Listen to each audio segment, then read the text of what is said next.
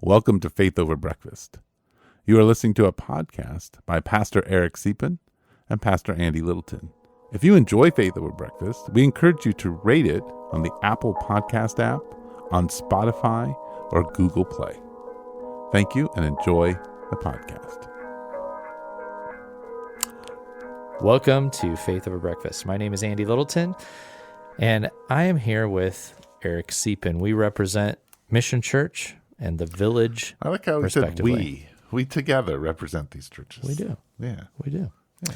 And that is a little, that's a lead-in, accidentally, to our topics on Eric's mind. So last week you heard a little more, what was on Andy's mind? And apparently I was angsty. But this week, Eric's got some complaints. So we will say Eric's angst. And angst, okay. And Andy's solution. And Eric wants you to know something. He wants you to know that the views expressed in this podcast are in no way representative of the Village Church, maybe even Eric, now that you're hearing this, nor are they representative of God, necessarily. This is Eric working stuff out, as we do on Faith Over Breakfast. Yeah. I think there is some good stuff, Eric. And I bet a bunch of people at the Village actually would understand. But you want to make sure people know this is you thinking. That's what Faith Over Breakfast is. We sit down for a breakfast table conversation, and we just talk. Yeah. And so this isn't meant to be our position. This isn't meant to be the church's view. Right. This is two pastors talking something through. And you get to sit at the table. Look, there's an empty chair right there. Yeah. And we won't deny that because we're two pastors of two churches and have a deep influence on what those churches do and think, that it does at some level represent the views of that would be natural. Yeah. Okay. So aren't you interested to see what's on Eric's mind? Yeah. Hopefully you get a lot of questions. Oh yeah. Yeah. It's possible. Okay, cool. Welcome to Faith Over Breakfast podcast. What? You've already heard that introduction, but here we are. So Eric and I are a good job of podcasting. I need to confess something to you. Oh, good. So I realized that we told all of our people, hey, there's this interview that Andy did. Yeah. And so I went to put it up. And just freaked out because I opened up the software where I had saved it. Oh. And apparently I deleted it. Oh. And I'm like, oh no, there's nothing. So you had said, hey, can you download this so that I can get it off of the servers? And I was like, I hope Andy forgot all about that. And good, you did. I went online yesterday. And it was still there. I did think, I was like, I don't think I did it. So I downloaded it. Good. I put up the other podcast, the one where you get counseled. We'll put that one up next week. Yes. Because we will not be able to podcast. Yeah, so it'll unless we podcast from Iowa. We'll see. Over the next today, tomorrow, and Sunday, I'm putting in anywhere from 12 to 15-hour days. So we'll see if. Well, I'm saying you could post it later as a fill-in for that one. Yeah, I'm just thinking if I can get it edited and put up. So it won't take a lot. It's just going to take a 30-minute window where I can find time to do it. So. Yeah, my next few days are full because I took yesterday, I had class in Phoenix and I stayed up. I wanted to get together with another pastor. We'd had to cancel in the past, so we hung out. But also I had a former guy that I used to work with in ministry who's gone through a traumatic loss. And so I stayed up in Phoenix, spent time with him. And then with us going on this Iowa adventure, which led to my comment at the beginning, we're going to circle back to. With that, I thought, my next couple days are... Yeah, I got to make it happen here. So our last podcast, though, was really what was on Andy's mind. Yeah, so now it's what's on Eric's mind. So let me throw out all the things that are on my mind. You called it Andy's angst, and I thought that's not quite. Have you listened to it? Is there a lot of angst? There's a lot of angst. Okay, I haven't yet.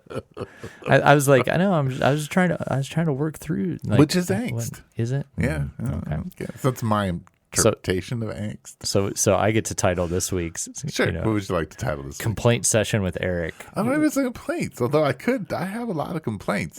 I'm just kidding. But no, here's some things that I have been trying to think through. Let's go. All right. So number one, the pornography epidemic in our culture, and how to help both young women and young men walk through it. Okay. Number two, Gen Z has been fascinating to me. And I've been thinking through, I almost sent a podcast to you to say, hey, what do you think about this? Okay. It was less about us discussing it, but more I really wanted your honest kind of thoughts on, not that I don't think this is honest, but it's more bantery for other people to listen in. Sometimes thoughts are a little different when it's off air. Right. And so it's an interview of a woman who's the head of at Fuller, the youth ministry. Okay. I forget her name. But anyway, she makes some really fascinating observations about church and how church engages young people and what they actually are looking for. And I've been trying to process that as a church full of millennials and Gen Xers with all their children being in the Gen Z world, and what does it look like to reach that. So there's that. Those two have really been kind of floating around my brain as I've been trying to do that. And also the other one that I have been thinking a lot about is church planting a thing that we need to be pursuing? Oh, yeah. Or is there something different? Yeah. Like something like that looks the way the church as a whole operates, that is a little bit more unified and a little bit more like a dance. Because what I see is, and what I've always seen is just such, like, I almost feel like it's we're always trying to fit a square peg into a round hole. Sure. And I feel that way in Tucson. And here's one of this. So I had a conversation with a pastor. Yeah. And what I said to him was, we were chatting about like the last 25 years of ministry. And I said, hey, like when we planned the village, there were 400 religious institutions. And I think I've said this on the air before. And now, at least as of 2023, according to the census data, there are 375 religious institutions. So when I talk about religious institutions, I'm talking about Mormons, Jews, Muslims, and Protestants. Okay. And Buddhists. All religious institutions. Excuse me. So that's kind of concerning to me. And this person said to me, hey, but there's this really exciting church. Yeah. Which we both know. And it's doing this, it's reaching young people. I'm like, I don't know if it's not doing what I think. We're not doing. People are coming to it. People show up. Yeah.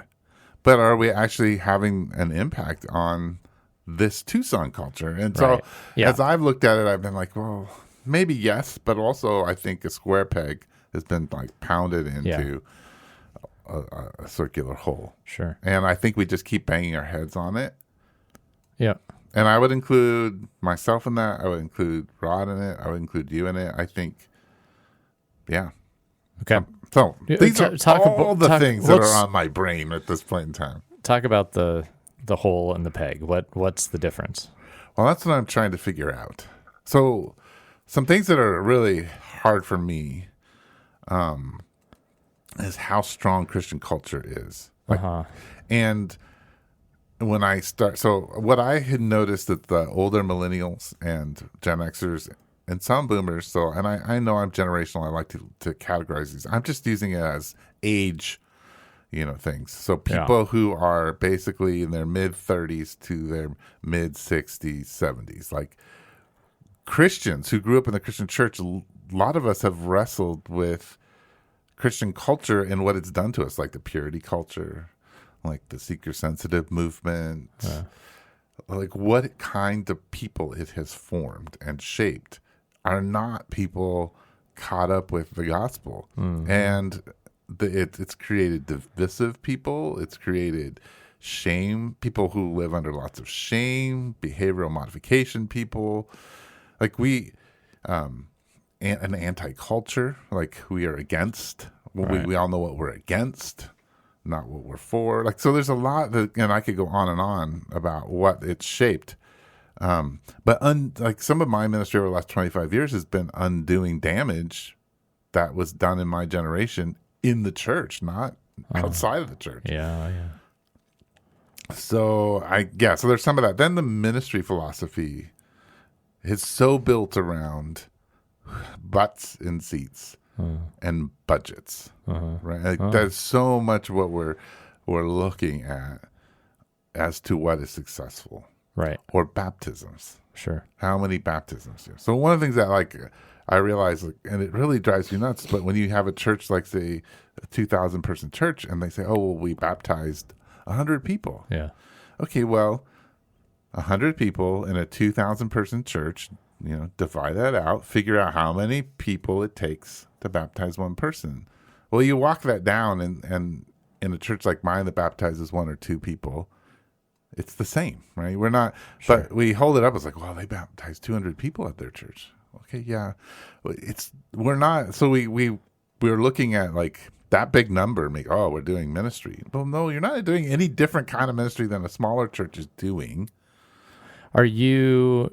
Go ahead. Yeah, sorry, no, you're on a good track here, but I want to ask genuinely: is any of it the struggle with just that those churches get more praise and get noticed, and the little churches that baptize a couple people are often viewed as unsuccessful? Does any of that factor in for you? Like, some frustration around that? Well, I think that the value system of what is successful, and what is doing ministry, and how do we get to the place that we get to, like I deal with that. Well, how funds are distributed, sure, like how much we've bought into the consumer culture. Right. And how we even live in relationship with one another in a very codependent consumer relationship. Like, that's all part of, like, what am I getting from you? What am I getting from this church? What's being provided for me? Is so much of how we engage. And so, I don't know. I mean, I think things need to be rethought. And I think that, like, when I look at the people that this younger generation are resonating with, the 24/7 prayer movement, the John Mark Comers and the Statums and the Katya Adams, like these people out there, like, because they're talking about something more mystical, and they're also talking about something ancient and like practical, like a practiced way of engaging. And they're also really willing to create communities that are going to step past this sort of theological and denominational divide to do something together. Sure. And in the world that I live in, which is much more like, it's like I straddle the Reformed world and that world. Yeah. Like, the Reformed world doesn't do that, but I just don't see that even in the evangelical world, really. Though, anyway. Yeah, I'm trying to think that through too. First of all, what's the difference between the Reformed and evangelical world for me? Yeah, from my understanding, what do you mean by that? I had somebody asking me at Abby's softball game the other day. Sure. And I've learned to ask. Oh, well, actually, there were 2 instances. I bought a fountain at kind of a outdoor thrift shop. Sure. Ended up in a conversation with the guy, and he was like, "Oh, what kind of church? Is it Presbyterian?" And I've learned to ask people. I said, "What do you mean by Presbyterian?" And he said, "Oh, I mean like loving everybody, and you can show up however you are." And I said, "Oh, okay. I wouldn't have thought that's what you meant by Presbyterian." And then somebody asked me at Abby's softball game, "Oh, are you Reformed?" And I said, "When you say that, what are you asking? What character?" And she said, "Oh, 5 points of Calvinism." And I said, "Okay." So though I ascribe to Calvinistic doctrine, the experience that you're probably thinking of when you think churches that hold to the 5 points of Calvinism, you will not experience a mission. Right. That's just not what you'll experience. That is not the big thing people are walking around talking about. Right. At all. Yeah. Right. And so those 2 people have some form of education in what I would call the evangelical world, which encompasses, for me... Well, one of them was very steeped and grappling. The other one apparently has not really ever been a churchgoer, but has watched Christians and had their Presbyterian question come out of that. Yeah. So the evangelical world does involve, I think, any church that holds on to orthodoxy. And what I mean by orthodoxy is that they believe that Jesus was, fully God, fully man. They believe in the Trinity. They believe in the basic tenets of both the apostles and the Nicene creeds. They hold to those, and they hold to a traditional view of marriage. I would sink them into evangelicalism in a broad sense. Yeah, that's interesting. There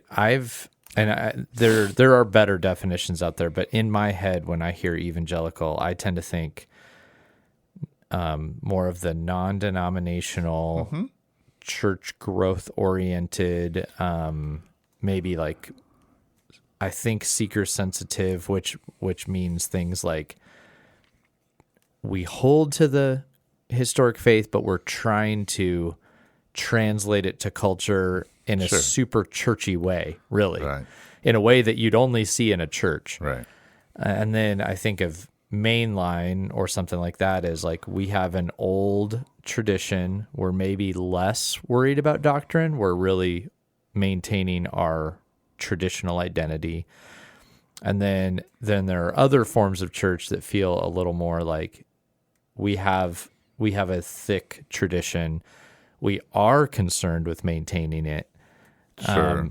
And Right. That's just how I tend to think of it. Like there's different flavors that people experience, and I think if you, and I was trying to define it as somebody who isn't a follower of Jesus, and so my understanding of evangelical, if I were going to say it's basically they'll wear a Christian T-shirt. Yeah, they'll wear a Christian. No, but I mean, I think it's that for them, there's the Bible, and it's inspired and fully, it's inspiration and it's authority. Yeah. And then it's my experience of what I've run up against is how you understand marriage and how you understand gender, and then how you understand your reading of Scripture. How does an evangelical, a mainline, and a reformer spend a casual Saturday morning at a coffee shop? How does it look different for the three?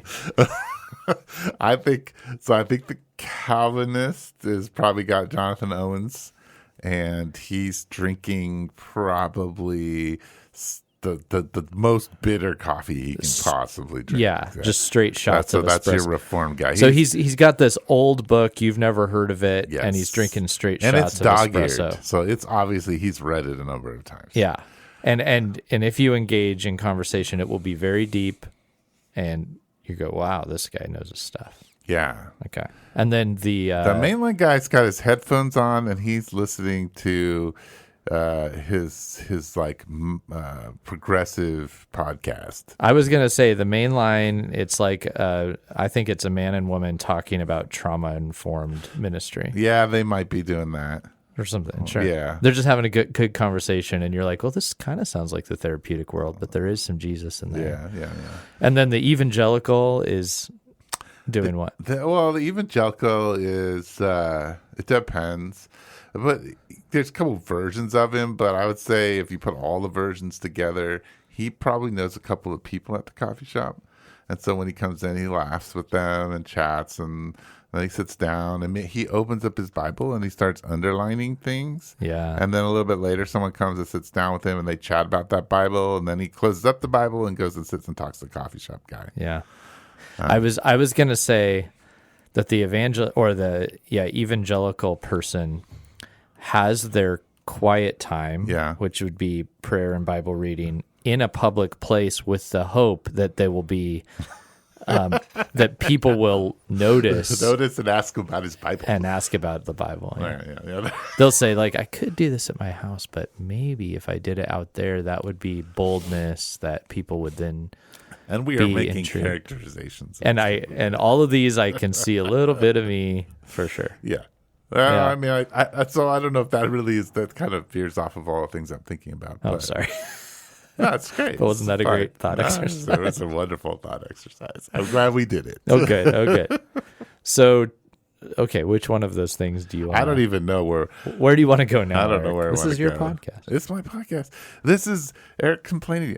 No, I am like, as a 53-year-old man who has a very diverse church. Yeah.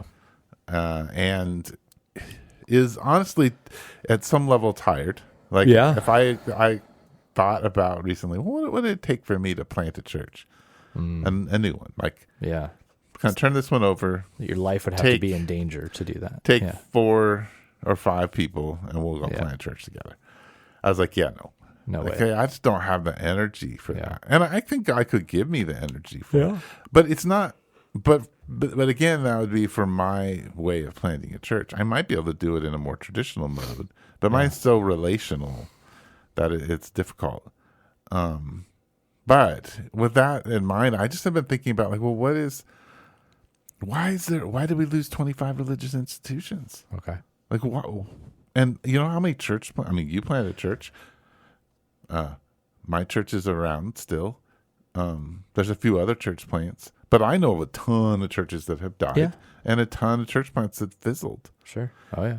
And the ones that I see that are successful, they send 100 people from a church. Yeah. Or they have a strategic point where they're going to pull a bunch of college students or, into their thing. Yeah, the bigger ones I can think of recently ended up with a large amount of people from other churches plus college students. Yeah. Yeah. Yeah. I mean, and so when I think about successful church plants in Tucson over the last 20 years, Second Mile, the Village, like one of the churches that was a Revolution that was around about the same time just merged itself into Pantano. Into a mega church, Yeah. Your church. But you planted First Midtown at what? 2014. 14? Yeah, and that then merged with Epicenter. So Epicenter was around. That merged into a single church. Yeah. The Table planted off from your, but then it just merged with another church. Yeah. Right? So maybe this is the new movement. You start to plant a church and then you merge. Yeah. Yeah. I mean, but like I was like Jimmy, who was one of my co-pastors, but before that, like we met in his church's back space before it closed down. So Bethel closed down. He planted a church out of when he left the Village. It closed down. And there was when the Southern Baptists were here. They had 5 or 6 church plants they were trying to feed. Hillsong didn't last here. Hillsong didn't last here. I by no means. So So my question is why? Why are we struggling to plant churches? I think that Tucson being more post-Christian has a couple things going on. And by post-Christian, I mean generally. And I mean that in I would say this, the core of our city, there is a majority of people who view Christianity as a thing of the past and that it wasn't very formative to their life. Now, some of those folks are actually more interested in it because of that than some of the Christian culture you're talking about, who grew up with it and considers it kind of a complicated thing in their lives. Yes.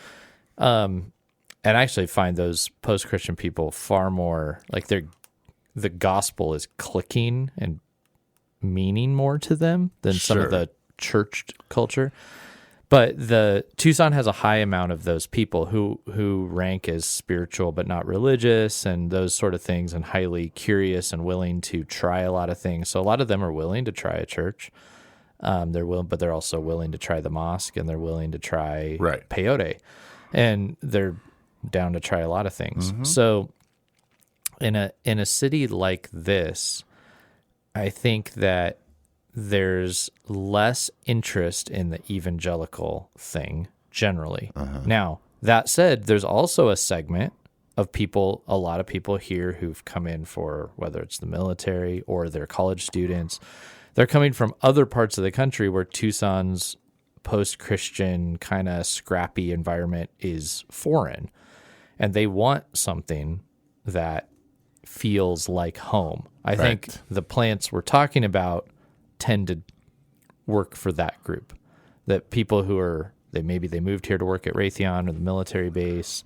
Sure. They came here for school or something. Right. But they're like, I kind of want what I had in Oklahoma. Right. So those, and then they're like, where's the Southern Baptist Church? Right. Okay, great. Here it is. So that segment is here, and that I think that they need a church. That's fine. Right. But then I think there's people who talk about reaching Tucson, and I'm always like, what do you mean by that? If you mean the group of Tucsonans who aren't interested in Jesus right now, that is a whole different ballgame. And I don't think going big and the greeters and the donuts and all the, we've got coffee and donuts in the lobby. We have a branded shirt, so that you can, go around showing you go to this church. We have a really great website with great branding. Like, they just couldn't care less about that, I think, generally. They're like, I'm looking at all the world religions out there, and I think there's something. What makes Jesus, like, stand out? Is there, or even not even asking that, just saying, is this just your idea, or is this, if this is actually God? I mean, this was getting back to my rant last time about the risen Jesus. Like, does my community, are we walking with the living Jesus? Sure. Really? Yeah. Because I think that's one of the, because people are going, hey, I don't know about all that, but if you think you're walking with the God man, okay, we'll look at that. What does that mean? Donuts? T-shirts? That's kind of like what I get when I have to go to a work conference. I want to encounter God. Sure.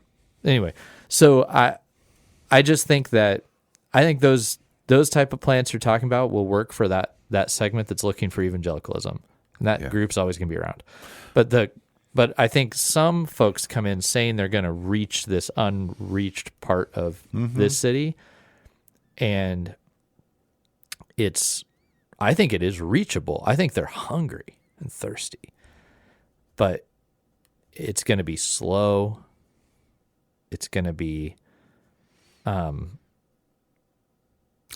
I hear what you're saying, but you're making an assumption, and this is where push back on it. And maybe this is, I can say this on, Faith Over Breakfast, because it's not going to get a lot of voice or hearing anywhere else. But you're making assumption that the church planting, which I would include the village in this, is the wave of the future, and to meet those people. I don't know if I am. I'm just saying it's more of an if you're going to plant for that goal then. Right.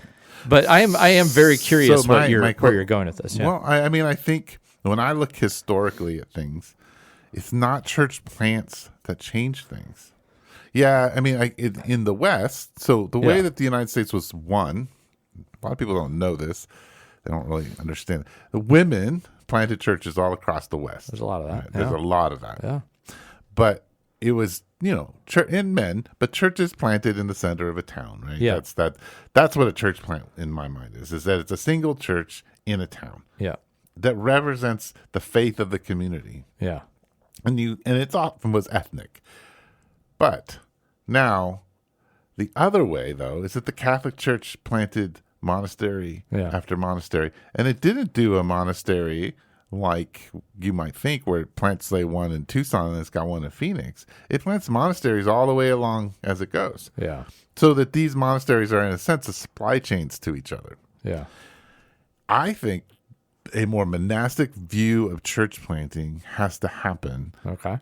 And so, for instance, this is what I'll just kind of critique Mission, but not in a bad way. You guys planted a church, right? And you planted the table, and it has its own story. That's fine. You planted it how far away from Mission Church?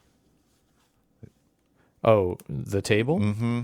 I mean, we're talking a 15-minute drive. Right. Yeah. It's a good distance Yeah. for people.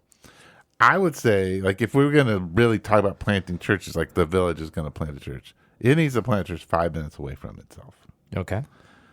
And it needs to be seen as this like extension. Not a satellite. I'm not talking about a satellite where it's the same church. It's this extension of that. Okay.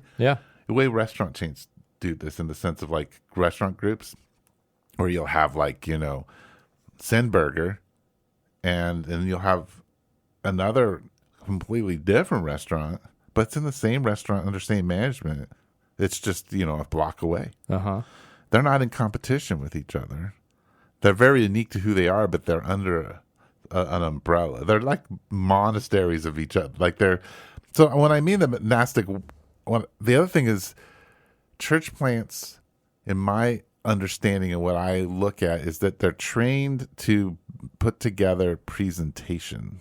So you're trained to create something that's going to attract people. Sure. And instead of inviting people into a set of practices and to be part, right? So it's a welcoming in of people. So it's the whole understanding of what we're planting. So like the whole like target groups is dumb. Yeah. I mean, every church has a target, and it's the target, it's the culture with which it lives in. This is the business model way of thinking, right? Yeah, which has taken over.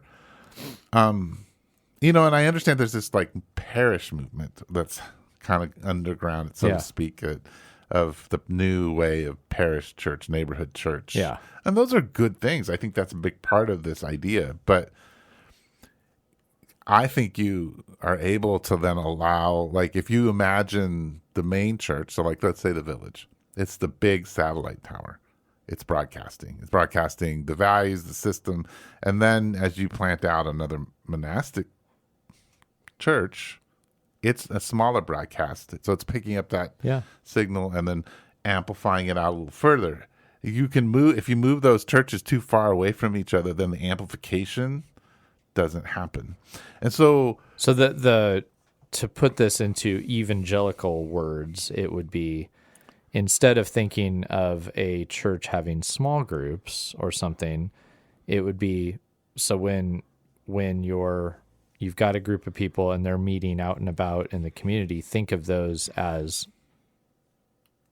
satellites, as churches, as they're doing the practices, and then they are doing those in unique spaces of their own, but they're representing the whole. Yeah, so I have seen this happen once, and here we go. We're going to bring back our favorite person. I saw this happen successfully and beautifully at Marceau. Yeah. Before it all went crazy. Yeah. And that was that they had, I don't remember when this was, but it had to be maybe 2004, 2005. They had 8 churches. Yeah. With pastors in them. Yeah. Right? No screens. And those churches they all ended up having 2 services, but when we would go to them, we would do this little tour, and you would go around. So you would go to the Paradox. Paradox is this, this all ages club. There's a church service there in the evening on Sunday. Completely different, like in look, in style, and the people it was engaging. To the little one, we would go in the neighborhood that has the 2 morning services, and we're talking about maxed 200 people in each one of these little churches. And, sometimes Mark would come around and speak in them, but most of the time it was their pastor that spoke. Yeah. Mark spoke in the big one at Ballard, and that one had like 1,000 people in it. But then there were 8 or 9 of these that had, 200 to 500 people in them, and they were completely different. And each thing, but they were all, it was very clear that they were getting the main broadcasts from the main, big unit. So they had Marceau flavor, but they were their own churches, their own communities, and shaped by the people they were around.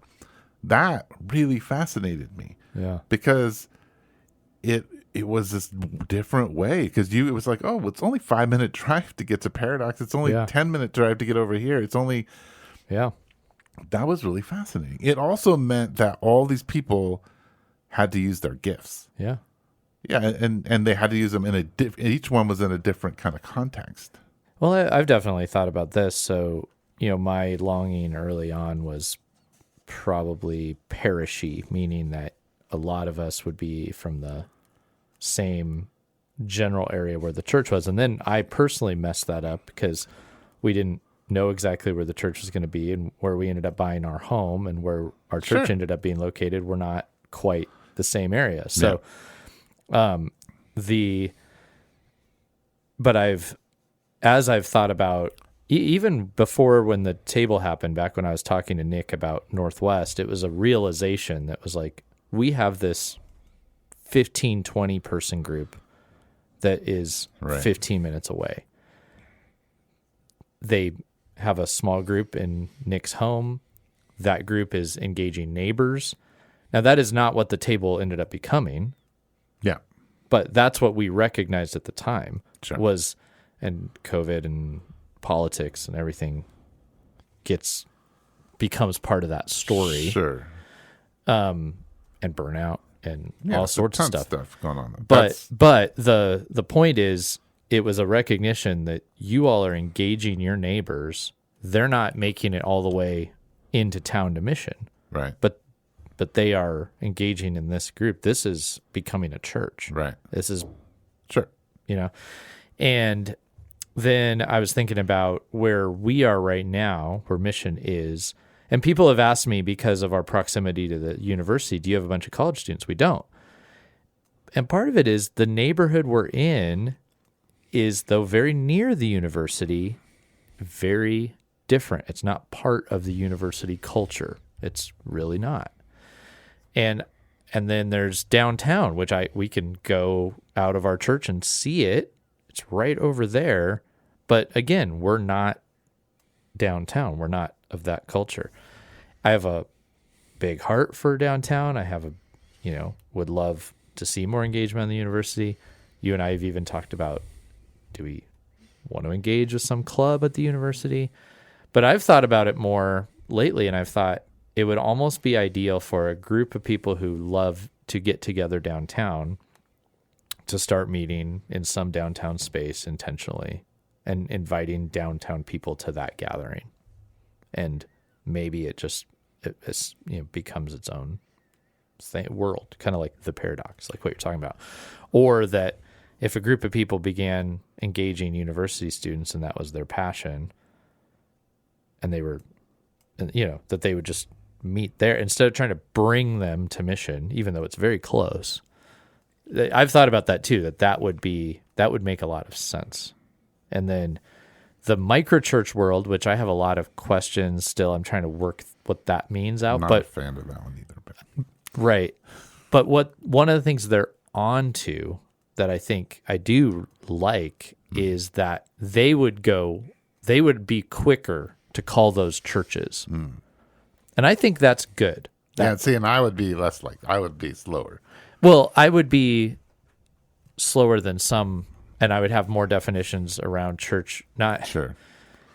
I don't want to be a curmudgeon on that, but I see things that I watched house church movement stuff in my friend group that it rings a bell for me, and I'm going,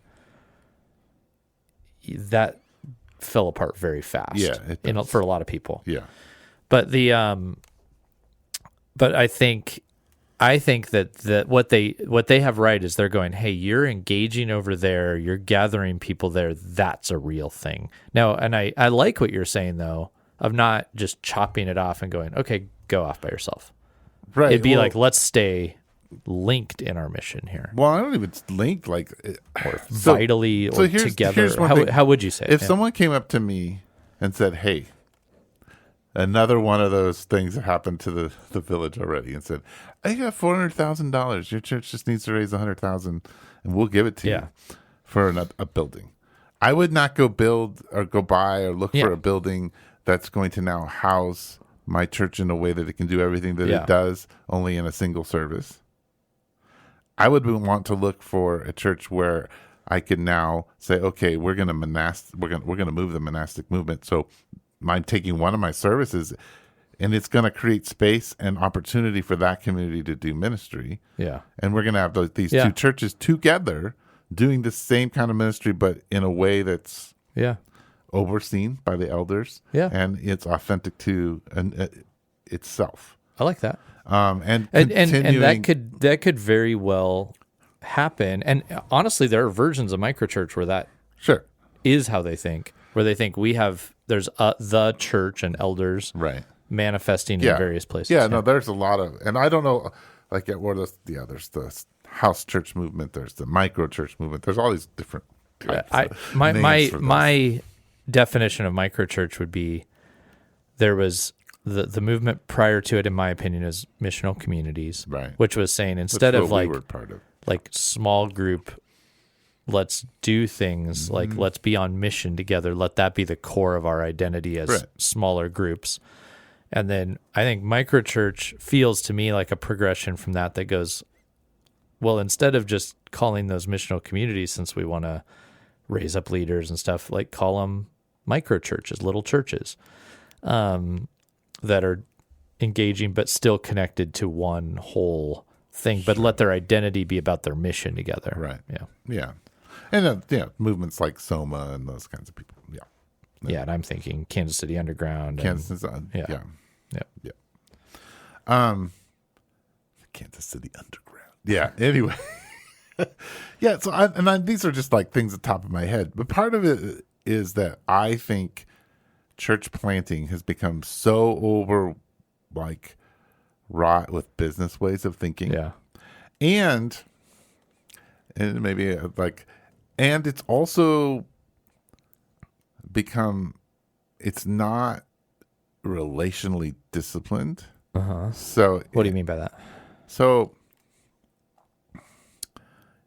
I think that the church has spent, like the modern evangelical church, or we could just say modern Orthodox church, not speaking of the actual Orthodox church, but just the Orthodox Protestant church, is so consumed by the business model, by the consumer model, that when it comes to actual relationship, the majority of relationship is relatively shallow and relatively driven towards behavior modification. And I think that you got to blow up the whole process in order to get to a relational space. Okay. And so I think you can't. So you think we just keep repeating the same mistake? Yeah. Yeah. I do, and I experience it Yeah. over and over again. And I think my experience is that the problem is that people really long for a relationship that's deep, and they long to be known and seen, but it's terrifying because you have to confront your sin. Yeah. And people don't like to relationally deal with people's sin because it's messy. We just need to we need to have systems. We need to have programs. We need to have ways of funneling you into the different spots that you need to go. And I'm not saying, you're here, you're a member, you serve, you're in a class, you teach a class. You teach a class, you go to AA, you do this, you celebrate recovery, you go to this. It's place. If you fall off the wagon, we have a pathway for you to pass through to hopefully re-engage with the process. Yeah. Yes, there's a lot of that. Yeah. There's a lot of that. But the other thing is that if you look good and everything seems to be working inside let's not mess with that. Yeah. So a lot of times when you end up talking to people who are followers of Jesus, who are going to, A or B or C church, and you start asking them questions, you realize there's all this pain, there's all this struggle, there's all this depression, there's all this stuff that has been nicely packaged and put away that we're not going to talk about, we're not going to deal with it, we're just going to try to make it through. Yeah. And sometimes, a lot of times things start falling apart at a rapid pace. So we're not really addressing the pain and suffering that's going on in people's lives. All that to say, I just don't know about the church planting thing. It didn't work. It hasn't worked for the last 25 years. Yeah. And yet we keep dumping money into church planting. Yeah, it's expensive. It's really expensive. And I think there's a problem with that.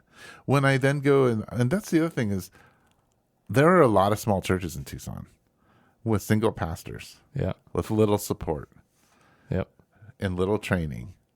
And they don't know, even if they've gone to seminary, they just don't have training and support and people walking alongside them and money being poured into their, it's just not there. Yeah.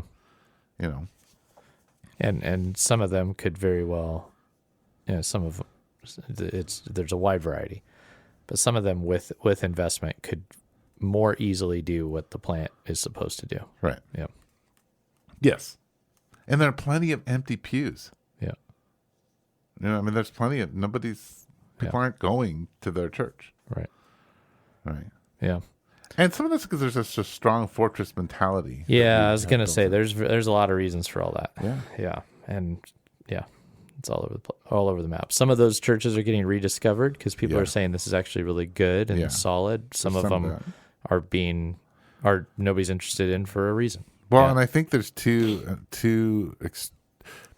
I would say the one major sin of the evangelical church is that it's fundamentalist. And this is what I mean by this, is that it doesn't matter what they believe. When I run into evangelicals, they're either fundamentalists when it comes to their politics, engaging, in marrying themselves to, say, Donald Trump and to the conservative party, or they are fundamentalists and married to the grace of Jesus and the love of Jesus as the only two rules. And so that's like the sort of, we need to welcome, we need to engage, like we just need to be all about grace fundamentally, and we need to be all about love and embrace and acceptance.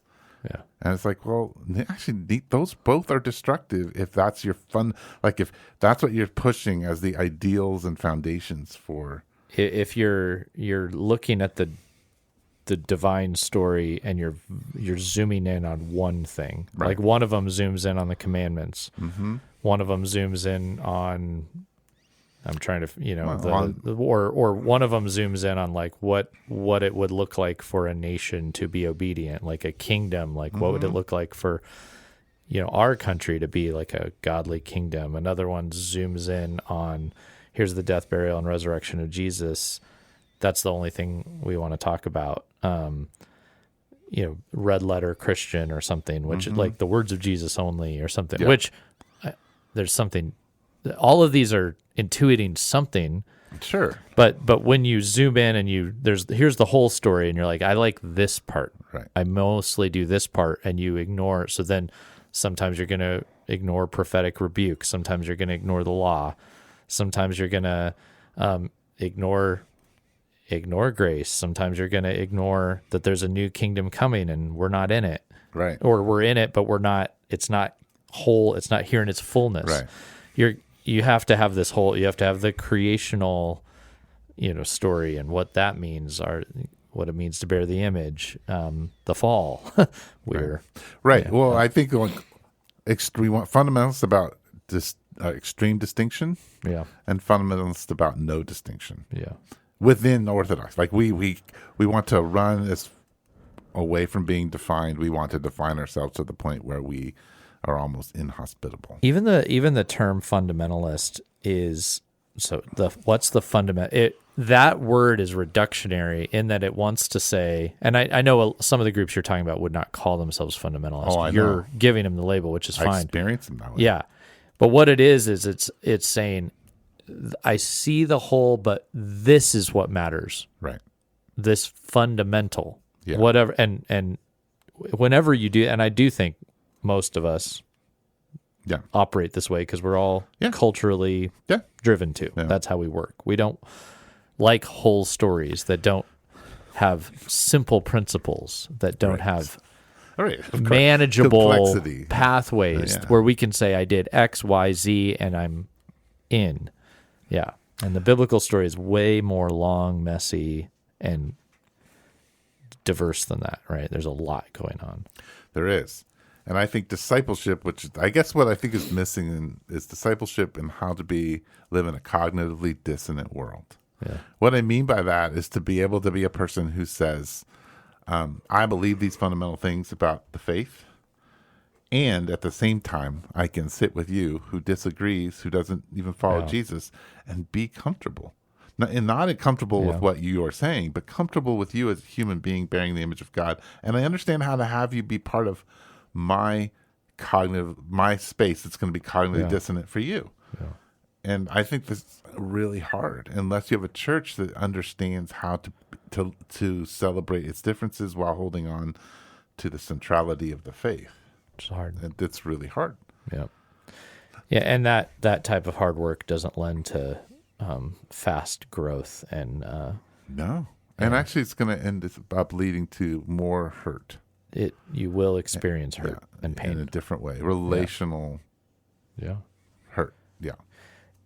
We want church plants and life without hurt. Yep. We want them to be clean and successful. Yes. Yeah. All right. Well, I don't know if I got anywhere with that, but we got I ranted. an hour down the road. Yes. That we did. Hey, thanks for tuning in. If you have a question, if you have the rant that you just don't have a podcast for and you'd like to invite us to rant about it for you or just talk. Even just talk, email us, faithoverbreakfast@gmail.com. Reply with a text within the podcasting apps or send Eric a letter. Here's his personal address. Not. You could just go online and find it. Oh, yeah, there you go. So thanks for tuning in. Yeah, and I'll say this at the beginning, so you've already heard it, but nothing that Pastor Eric says on Faith Over Breakfast represents the village. The views of the village, it's just me processing things. The views expressed on this podcast are in no way representative of certainly the people, the way churches, or God. Certainly God. This is merely Eric today with mediocre coffee. Yeah, well, yeah. We won't say where. All right. You've been listening to Faith Over Breakfast with Pastor Eric Siepen and Pastor Andy Littleton. Please share us on Instagram, Twitter, and Facebook. Thank you.